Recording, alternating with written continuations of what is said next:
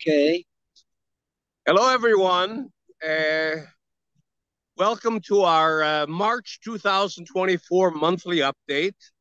I'm Jeff Halper, the director of ICAHD, the Israeli Committee Against House Demolitions, and I'm here in the West Bank on the farm with my friend and colleague and comrade, Atta Jaber. Now, many of you probably know Atta. We've been out.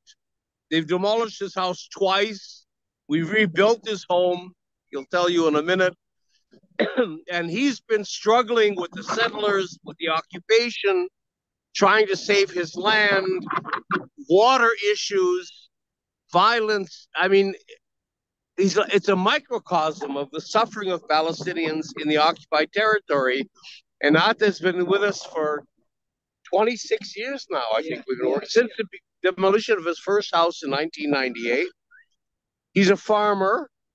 But at the same time, Atta's been very effective in international advocacy for Palestinians. Groups have come to his home. He's hosted many groups.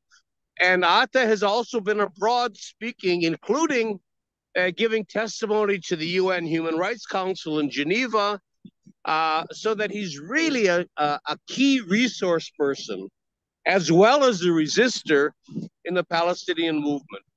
So I want to kind of talk today a little bit about decolonization, but certainly Atta is the place to begin. And I'll let Atta we'll do this with the phone, kind of give you a sense of his land and where he is. And we're right opposite Kiryat Arba. It's starting from there, confiscating thousands of acres of land have to do. And we have the Harsina settlement over there and keeping the farms, and we lose the farm. Over there, you can see my father where I grew up from 1962 until now. A small house under the settlement is his parents' house. They confiscate the land and rebuild gas station for the settlers to use it. Have a look to this wonderful valley. It is 100 years we live in it, in the same. You see the Palestinian also. My family house is here. This is called the Baca Valley in the south of the West Bank near Hebron. Have a look to the fact we dig the mountains, making terracing and planting vines or grapes to support our funds. As we don't need all the world to funding us, but we don't need the occupation controlling everything in our life. Have a look what we have. This is confiscating land. They said this is Israeli state land. Have a look, 1998. This was my first home, and this is the second home in the same year. And yeah, they let me and they let my kids living in a tent. They was being 2 years and 4 months. My son was being. The two homes that are demolished here in 1998. And they arrested me 2 times, and they bulldozing the terraces that I rebuilt. Even this is 100 years. My grandfather. So I get permit. I moved to this side. ICAHD helping to rebuild my home. This is ICAHD home. This is the international home. This is the free people who rebuilt and who support, and the humanity being who rebuilt and helped me to rebuild, including my ICAHD and the best friend. I have been called, volunteer for human rights, and I'm still continued working for human rights for the Palestinian people, even to hold the world. I will look how much we have fat and good land. We can dig and we can flood the farms and we can support ourselves. 2018, the civil administration came and bulldozed the territory and pulling up all the stuff I have. And now I am in cage or in a press. Have a look the fence. We go to protect ourselves from the settlers. The settlers attacked me from 2000 until now. Continue. It is the same routine attacking. And they said under the excuse this is Israeli state land. They don't have the document. I am the document. Even I have the document in 1920. Until now, I have it from my grandfather. And you see, it looks like a mafia what they are doing to us, storing the water, storing the land, storing our land, storing our humanity and our food. How we can live, but we have some mood to continue to live as we are the owners of this land. We must continue to live in this land our home. How much the damage from the settlers and the Israel government, we will continue living in the same place or in the same homeland. It is Palestine. I said, the free Palestine. This is my message to you, and to hear my voice and to send our voice.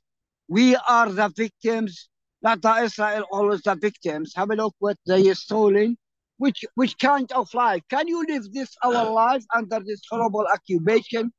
It's 75 years, from 1948, 1967 until now, the same policy of Israel to deport or to kick us from this land. We cannot. We don't have any homeland. This is our homeland. Thank you so much. Thanks, Atta. What he's talked about is, in shorthand, sort of, is this was his land. It was farmland, and he's forbidden to farm his land. He's lost almost all his land in confiscation. He can't link up the little piece of farmland.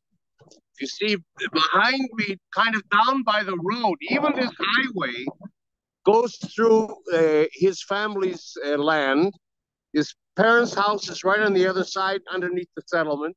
This little tiny plot of land at the bottom, you see with the little fencing, that's all he has left of all the land around here that he used to farm.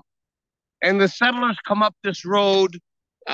He's been the victim of settler violence.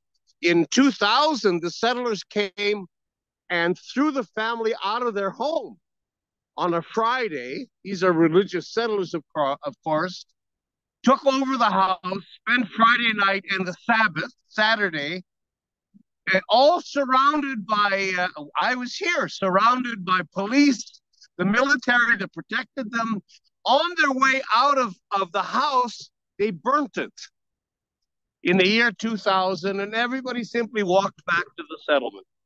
So Atta really is, I think, the symbol of Palestinian resistance. All I wanted to say at the end of this short kind of update is this has to do with decolonization.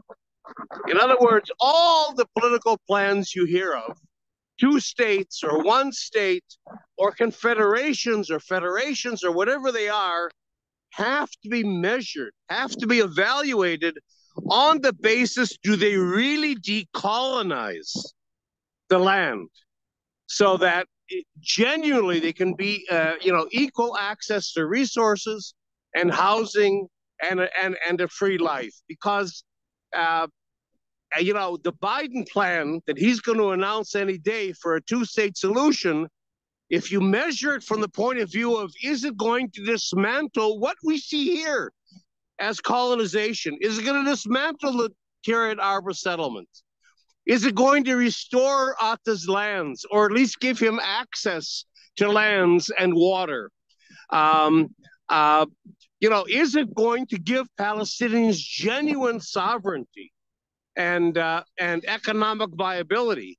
The Palestinian state isn't only a matter of territory; it's a matter of sovereignty, obviously, and economic viability and control over their lives. The 2-state solution is gone, as we've talked about a million times. But on the way to any other solution, which we believe is one democratic state, decolonization is key. It's the first stage towards any political settlement. And in a sense, we can say that we'll be able to measure whether or not any political solution is genuine and viable and just by what happens to Atta and his family and his land. So I'll leave that for our update this month. And the struggle continues. Our voice, our message is to hold aware, to free Palestine. That's all we wanted, our freedom and our humanity, in this land. To live with peace in hold aware with our neighbors Israel. If we really wanted the real peace, come down to the field to sit and to make the real peace. Not without the settlers, not without treating us and bombing us and killing us. They're killing us, not the land. They're killing the feeling inside of us. Why 75 or 55 years from the same occupation we suffer? Stop suffering, stop us to live in peace and in freedom. Thank you so much. So let's keep our minds focused, our eyes, our political focus on Gaza and the ongoing genocide in Gaza, of course. But let's not take our eyes off the West Bank, because politically, this is significant, and the genocide, more slowly, less dramatic, is happening on this side of Palestine as well. So until next month, this is Jeff and Atta. See you all. Bye.